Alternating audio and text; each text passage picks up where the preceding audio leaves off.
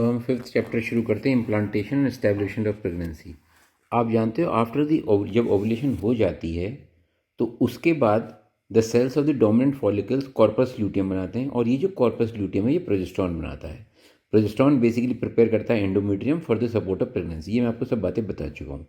जब एक बार successful implantation हो जाता है, when the oocyte is fertilise in the fallopian tube and implants in the endometrium 7 days after ovulation, यानी कि यहाँ पे तो फर्टिलाइजेशन हुआ, देख रहे हो, और ये डे 1, डे 2, डे 3, डे 3, और ये 7th डे पे इम्प्लांटेशन हो जाता है। ये ब्लास्टोसिस्ट है 4th डे पे।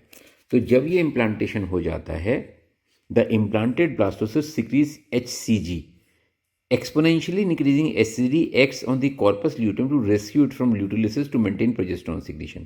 जैसे ही ब्लास्टोसिस्ट बनेगा ये HCG बनाना शुरू कर देता है। ये HCG कॉर्पस ल्यूटियम की डिजेनरेशन को रोकता है, और कॉर्पस ल्यूटियम फिर अर्ली प्रेगनेंसी को सपोर्ट करता है 8 हफ्ते तक। उसके बाद क्या होता है, उसके बाद जो प्लेसेंटल टिश्यू है वो प्रोजेस्टेरॉन बनाने लगा है।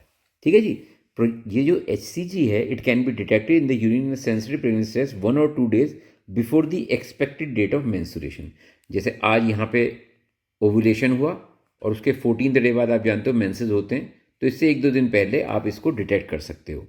ठीक है, तो प्रेगनेंसी टेस्ट पॉजिटिव आ जाएगा यूरिन में। ये बेसिकली हम HCG को ही टेस्ट करते हैं। कई बार क्या होता है कि आपने प्रेगनेंसी टेस्ट तो पॉजिटिव कराया और 2 दिन बाद फिर पीरियड्स हो गए।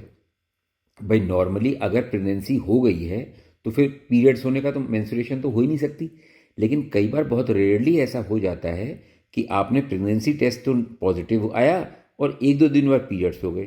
तो इसको हम बोलते हैं बायोकेमिकल प्रेगनेंसी। बायोकेमिकल प्रेगनेंसी का मतलब है कि फर्टिलाइजेशन तो हुआ, लेकिन वो फर्टिलाइजेशन जैसे ही हुआ और वो एबॉर्ट भी कर गया एकदम बच्चा, तो वो लगेगा, पता ही नहीं लगा कि वो लगेगा तो पीरियड्स नॉर्मल हो गए।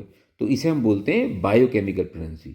अ transvaginal ultrasound scan can detect an early inter gestational sac the first sign of non pregnancy at around 5 weeks of gestation. तो इससे पहले कंफर्म आप अल्ट्रासाउंड से नहीं कर सकते, आप यूरिन से ही कंफर्म कर सकते हो कि प्रेगनेंसी है या नहीं है।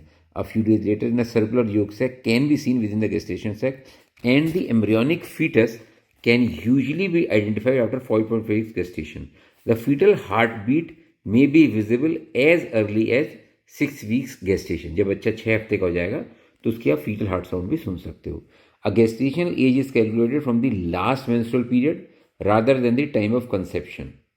इसीलिए अगर हम